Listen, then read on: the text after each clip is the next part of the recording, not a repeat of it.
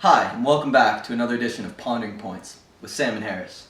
Today we will be reviewing the Yalta Conference. Buckle down, folks, because this could very well be the best edition of Pondering Points the world has ever seen. The Yalta Conference established a policy of unconditional surrender, and it was clear that the only step on the path to world peace was with the cooperation of the Big Three. I would agree. Let's delve into this, shall we? You see, Harris, the goal of the Yalta Conference was to seal Hitler's fate and establish everlasting peace within European nations.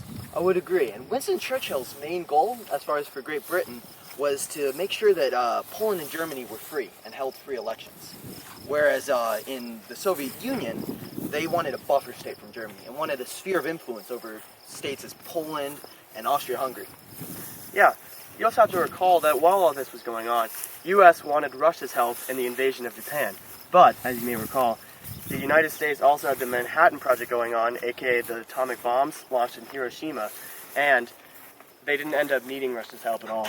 Yes, quite right.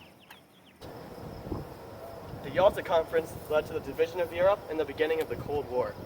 Everyone at the conference agreed on the unconditional surrender of Germany, And ending the Nazi regime. Germany was broken up into four spheres.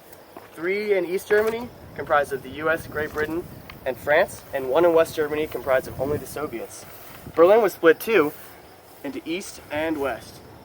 Yes, and FDR was really adamant on getting Stalin to join the UN. So much so that he comprised a security council between the Soviet Union and the United States to give them veto power in case they had any dispute.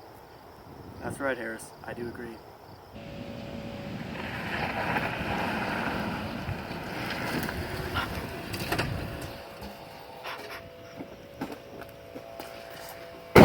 You know, Stalin claims that he's going to allow free elections in Eastern Europe, but he doesn't, because he's a communist rat. The Soviets, though, agree that 3 months after the fall of Hitler, they'll help to take down Japan for the lands they lost in the Russo-Japanese War. Although, the U.S. doesn't need their help because of the Manhattan Project. The real concept here is that Europe is now divided. Yeah, I would agree. Yalta ended World War II, but began the Cold War.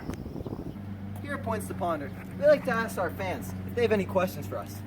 Let's see if there's any mail. What? No mail? No mail. Let's see if the dog has anything. Come here, boy.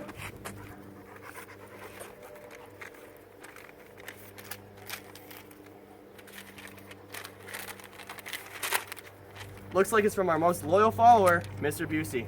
And he's asked to interview us. Let's go inside. And now we turn our attention to Mr. Busey.